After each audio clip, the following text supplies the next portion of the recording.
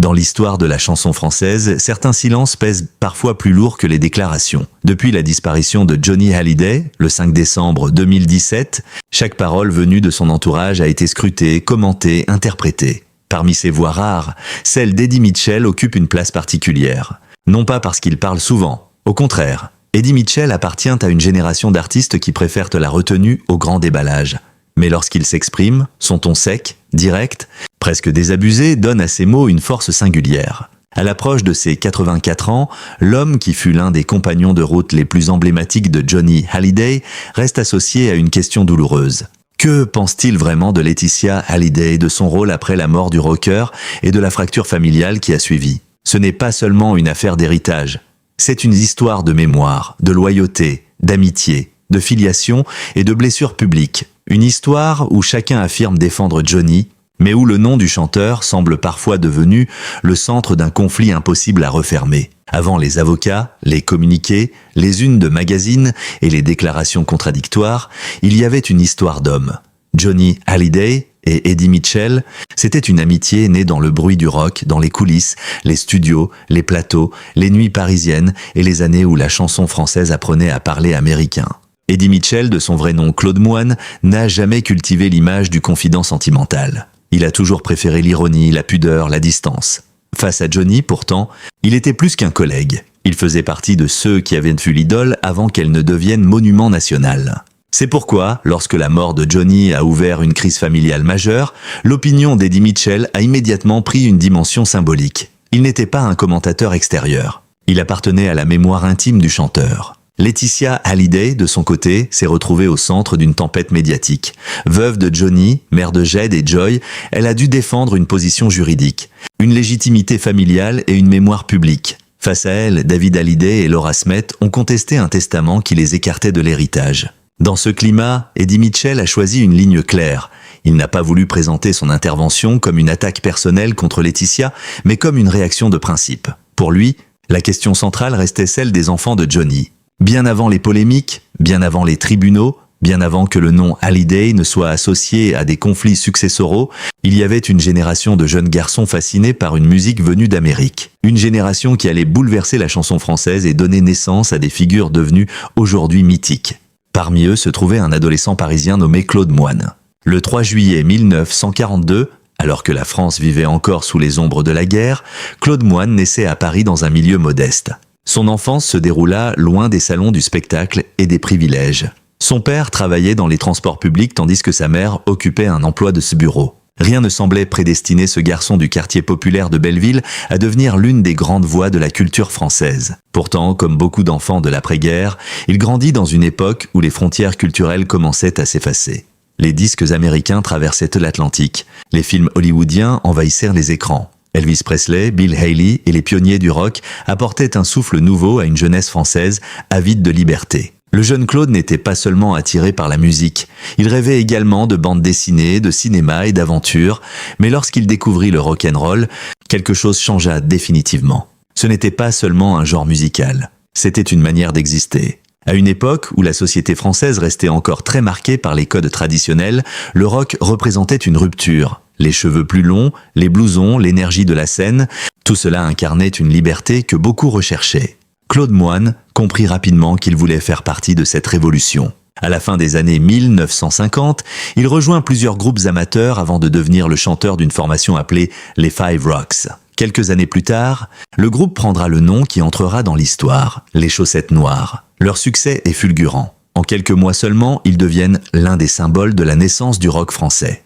Les ventes de disques explosent et la jeunesse se reconnaît dans leur énergie. C'est également à cette période que Claude Moine devient officiellement Eddie Mitchell. Inspiré par l'acteur américain Eddie Constantine et séduit par la sonorité américaine du nom Mitchell, il construit une identité artistique qui va traverser plus de 6 décennies. Pendant que les Chaussettes Noires remplissèrent les salles, un autre jeune artiste connaissait lui aussi une ascension spectaculaire. Son nom était Johnny Hallyday. Les deux hommes partageaient beaucoup plus qu'une simple passion pour le rock. Ils appartenaient à la même génération, fréquentèrent les mêmes milieux artistiques et observaient la même transformation culturelle de la France. Tous deux regardaient vers l'Amérique comme vers un horizon musical.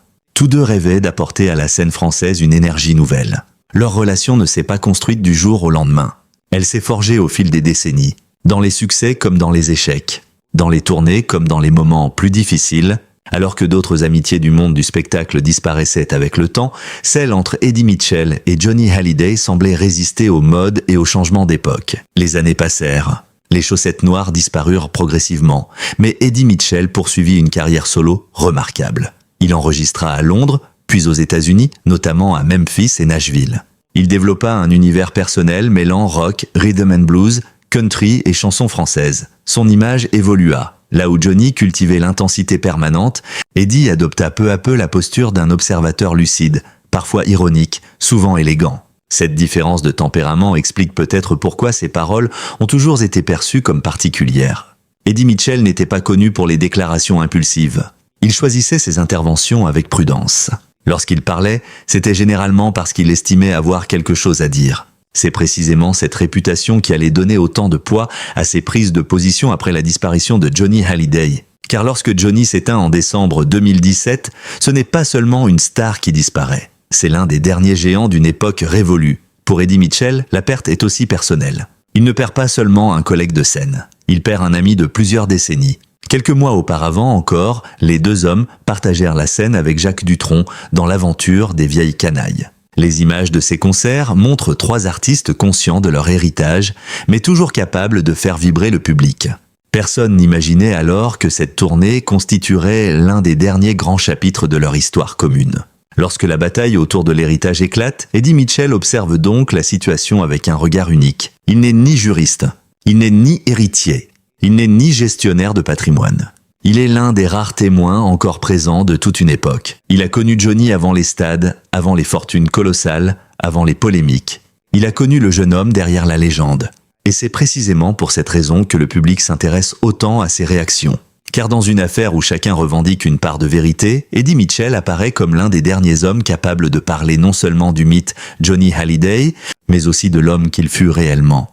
Et lorsque cet homme, réputé pour sa discrétion, décide finalement de sortir de sa réserve, beaucoup comprennent immédiatement que ses paroles dépasseront largement le cadre d'une simple querelle familiale. Elles toucheront à quelque chose de plus profond, la mémoire même de Johnny Hallyday. Pour comprendre la portée des mots d'Eddie Mitchell, il faut d'abord comprendre la place occupée par Laetitia Hallyday dans les dernières années de Johnny, car son nom, depuis la mort du chanteur, ne peut plus être séparé d'une période précise. Celle de la maladie, de l'intimité, des décisions familiales, puis du conflit public. Laetitia n'est pas entrée dans la vie de Johnny au moment de sa disparition. Elle l'a accompagné pendant plus de 20 ans. À ses côtés, elle a vécu les tournées, les voyages, les retours médiatiques, les périodes d'épuisement, les moments familiaux, mais aussi les fragilités d'un homme que le public voyait souvent comme indestructible. Dans l'imaginaire populaire, Johnny Hallyday était une force, une voix, une silhouette, une présence de scène presque physique. Pourtant, derrière cette image, il y avait aussi un homme dépendant de son entourage, de ses proches, de ceux qui organisaient de son quotidien. Laetitia, dans ce dernier chapitre de vie, a occupé une place centrale. C'est justement cette centralité qui, après la mort de Johnny, a changé de nature. Avant le 5 décembre 2017, elle était l'épouse du chanteur, celle qui apparaissait à ses côtés, parfois admirée, parfois critiquée, mais toujours inscrite dans le cercle intime. Après sa disparition, elle devient soudain la gardienne officielle de ses dernières volontés. Et cette position, en apparence logique, se transforme rapidement en charge explosive. Lorsque le testament de Johnny est révélé, l'opinion publique découvre une réalité qui choque une partie du pays. David Hallyday et Laura Smet, les deux enfants aînés du chanteur, se disent exclus de l'héritage. Laetitia, elle, apparaît comme la principale bénéficiaire et responsable de l'application des volontés du défunt. À partir de ce moment, son image bascule. Ce qui relevait jusque-là de la sphère privée devient une affaire nationale. Les journaux, les plateaux de télévision, les radios, les réseaux sociaux, tous s'emparent du sujet. On ne parle plus seulement de Johnny. On parle de succession, de patrimoine, de droit français, de droit californien, de loyauté familiale, de mémoire confisquée ou protégée. Dans ce climat, Laetitia Hallyday se retrouve dans une position extrêmement difficile. Si elle défend le testament, elle donne l'impression de s'opposer à David et Laura. Si elle cherche un compromis trop rapidement, elle peut sembler reconnaître une injustice. Si elle se tait, le silence est interprété comme de la froideur. Si elle parle, chaque mot devient une preuve pour ses détracteurs ou ses soutiens. C'est là que l'affaire dépasse la simple question juridique. Elle devient un récit émotionnel. Aux yeux d'une partie du public, David et Laura incarnent les enfants blessés. Ils portent une histoire longue, parfois compliquée, mais profondément attachés au nom Hallyday. Leur exclusion supposée ne choque pas seulement parce qu'elle concerne de l'argent. Elle choque parce qu'elle semble toucher au lien filial, à la reconnaissance, à la place symbolique des enfants dans l'histoire d'un père. Laetitia, de son côté, est perçue par ses soutiens comme celle qui a été présente jusqu'au bout, celle qui a partagé le quotidien réel, la maladie, les décisions pratiques, la fatigue, les derniers instants. Dans cette lecture, elle ne serait pas une étrangère à l'histoire Hallyday, mais la personne qui a assumé le poids de la fin. Ces deux visions s'affrontent sans jamais vraiment se rejoindre. Et Eddie Mitchell, lorsqu'il intervient, ne parle pas dans le vide. Il parle dans ce contexte-là, un pays divisé entre compassion pour les enfants aînés et reconnaissance du rôle de la veuve. Sa position, telle qu'elle a été perçue, s'inscrit davantage dans une défense du principe familial que dans une attaque personnelle longuement construite contre Laetitia. Eddie Mitchell semble surtout exprimer une incompréhension.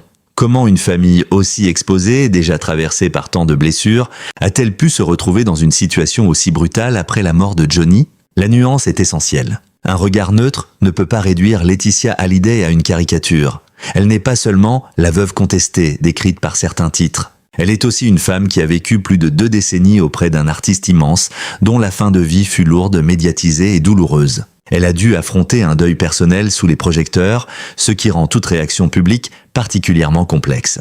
Mais un regard neutre ne peut pas non plus ignorer le choc produit par la situation de David et Laura. Dans une société française où l'idée d'héritage réserve traditionnellement une place importante aux enfants, la révélation du testament a heurté des réflexes profonds. Beaucoup n'ont pas compris qu'un père aussi célèbre, si souvent associé à la transmission, puisse laisser derrière lui une telle fracture. C'est précisément cette fracture qui donne à la parole d'Eddie Mitchell sa résonance. Parce qu'il appartient à l'ancien cercle de Johnny, son avis semble venir d'un temps où le chanteur n'était pas encore un patrimoine disputé. Il rappelle indirectement que Johnny avait une histoire avant Laetitia, avant les dernières années, avant les décisions testamentaires. Une histoire faite d'amitiés anciennes, de relations familiales compliquées, de liens parfois distendus mais jamais totalement effacés.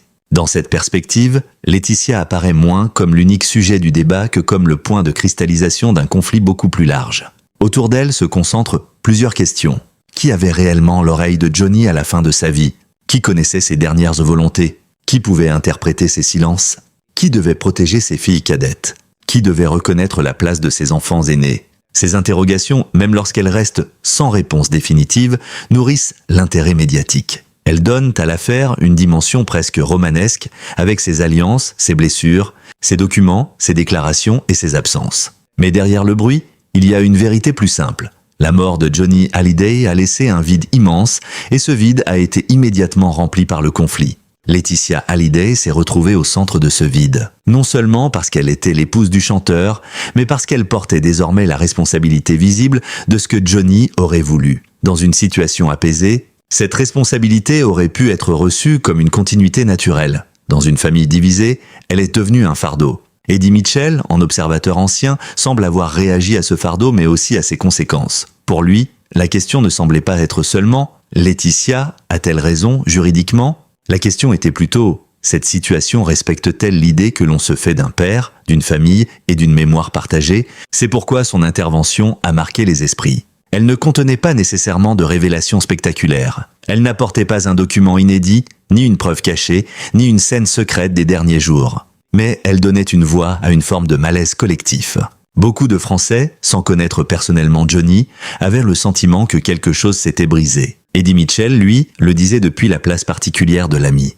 Pas l'ami des dernières semaines seulement. Pas le commentateur d'un conflit médiatique, mais l'homme qui avait traversé avec Johnny plusieurs décennies de musique, de carrière, d'excès, de rires et de fatigue. Face à Laetitia Hallyday, sa parole prend donc une valeur symbolique. Elle rappelle que la mémoire de Johnny ne peut pas être réduite à ses dernières volontés écrites. Elle comprend aussi ceux qui l'ont aimé avant, ceux qui l'ont accompagné autrement, ceux qui l'ont vu devenir Johnny Hallyday avant même que la France ne le transforme en monument. C'est là que le débat devient presque impossible à trancher. Car Laetitia peut revendiquer la proximité des dernières années, David et Laura peuvent revendiquer le lien du sang et l'histoire familiale. Eddie Mitchell peut revendiquer l'amitié ancienne. Le public peut revendiquer l'attachement à une légende nationale. Mais aucune de ces légitimités ne suffit à effacer les autres. Le problème est né lorsque ces mémoires se sont affrontées au lieu de coexister. Ainsi, Laetitia Hallyday n'est pas seulement un personnage controversé dans cette histoire. Elle est le révélateur d'une question plus vaste. Que devient une icône populaire lorsque sa famille, ses amis et son public ne parviennent plus à raconter la même version de son héritage. C'est dans cette faille que la parole d'Eddie Mitchell prend tout son poids. Elle ne ferme pas le débat, elle l'ouvre davantage, et elle prépare une question plus délicate encore. Lorsque l'on dit qu'Eddie Mitchell a brisé le silence, de quel silence parle-t-on vraiment ? Dans une affaire aussi médiatisée que celle de l'héritage Hallyday, l'expression « briser le silence » peut facilement devenir une formule spectaculaire. Elle évoque l'idée d'un secret, longtemps enfoui, d'une révélation attendue, d'une parole qui tomberait comme un verdict. Pourtant, lorsqu'il s'agit d'Eddie Mitchell, cette expression doit être comprise avec prudence. Eddie Mitchell n'est pas un homme de confession permanente. Il ne s'est jamais construit comme une personnalité publique cherchant à commenter chaque événement de sa vie privée ou celle des autres. Son style a toujours été différent. Une parole rare, souvent directe, parfois ironique, mais rarement étalée. C'est précisément cette rareté qui donne du poids à ses déclarations.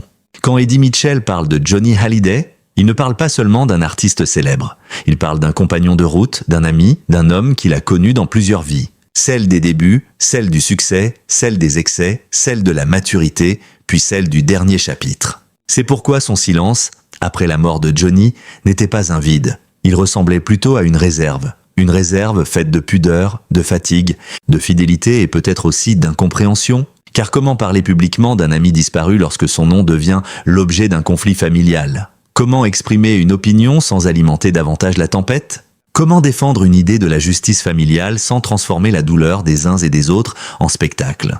Voilà le dilemme dans lequel se trouvait Eddie Mitchell. D'un côté, il ne pouvait ignorer la violence symbolique de la situation. David Hallyday et Laura Smith, les enfants aînés de Johnny, apparaissaient publiquement comme blessés par les dispositions testamentaires. Leur réaction avait trouvé un écho puissant dans une partie de l'opinion française. Beaucoup de personnes ne connaissaient pas les détails juridiques, mais comprenaient instinctivement l'émotion des enfants qui se sentaient écartés. De l'autre côté, Eddie Mitchell savait que chaque phrase prononcée contre la situation pouvait être interprétée comme une attaque directe contre Laetitia Hallyday. Or, dans un conflit aussi inflammable, la nuance se perd très vite. Une remarque devient une accusation, une critique devient un camp, un malaise devient une condamnation. C'est là que le terme « silence » prend tout son sens. Ce silence n'était pas seulement personnel, il était aussi médiatique. Autour de l'affaire Hallyday, chacun attendait les mots des proches. Les journalistes interrogeaient les anciens amis. Les lecteurs cherchèrent des signes. Les réseaux sociaux transformaient les moindres déclarations en preuves. Dans cette atmosphère, se taire pouvait être une manière de ne pas aggraver les choses. Mais se taire trop longtemps pouvait aussi être perçu comme une absence de position. Eddie Mitchell s'est donc retrouvé face à une tension presque impossible. Parler, c'était entrer dans le conflit. Ne pas parler, c'était laisser croire qu'il n'avait rien à dire. Lorsqu'il a finalement exprimé son désaccord avec la situation, beaucoup y ont vu un geste fort. Non parce qu'il révélait un élément totalement inconnu, mais parce qu'il donnait une forme à ce que beaucoup ressentèrent déjà. L'impression que l'affaire avait dépassé les limites d'une succession ordinaire. Dans ses prises de parole, Eddie Mitchell n'a pas cherché à construire un récit judiciaire. Il n'a pas détaillé les mécanismes du testament, ni présenté de documents, ni prétendu détenir la vérité définitive sur les dernières volontés de Johnny. Sa parole s'est placée ailleurs, dans le registre moral, affectif, humain. Ce qu'il semblait dire, au fond, c'est qu'un héritage ne se résume pas à une signature. Un héritage, surtout lorsqu'il concerne un artiste comme Johnny Hallyday, est aussi une mémoire. Il contient des chansons, des gestes, des scènes, des amitiés, des enfants, des ruptures, des regrets et des réconciliations manquées. Il ne se règle pas uniquement dans des bureaux d'avocats. Cette distinction est essentielle pour comprendre l'impact de ses propos. La justice peut trancher une question de droit. Mais elle ne répare pas forcément une blessure familiale. Un accord peut mettre fin à une procédure, mais il n'efface pas toujours le sentiment d'avoir été exclu.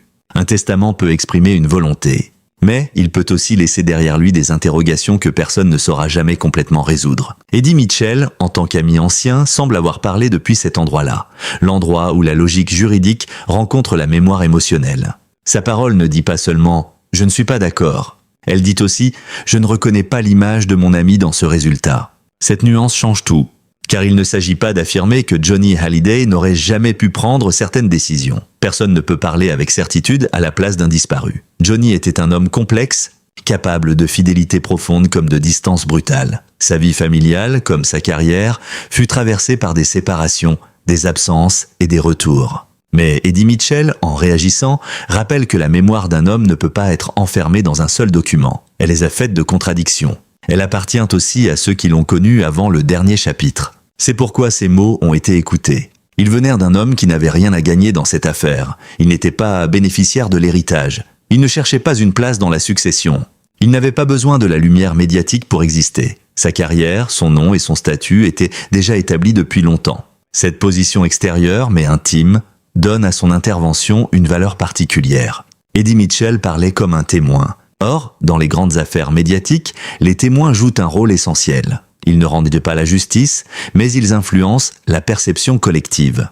Ils ne possèdent pas forcément toutes les pièces du dossier, mais ils donnent une épaisseur humaine aux événements. Dans le cas de Johnny, cette épaisseur était indispensable, car le risque, après sa mort, était de voir l'artiste réduit à un patrimoine, à des villas, à des droits musicaux, à des dettes, à des chiffres. Le nom Hallyday devenait un dossier. Eddie Mitchell, lui, rappelait qu'avant le dossier, il y avait un homme qu'il avait vu rire, un homme qu'il avait vu travailler, un homme qu'il avait vu vieillir, un homme qu'il avait accompagné sur scène, notamment avec l'aventure des Vieilles Canailles aux côtés de Jacques Dutronc. Cette dernière image est importante. Les Vieilles Canailles n'étaient pas seulement un projet musical. Pour le public, elles représentaient une forme de testament artistique collectif.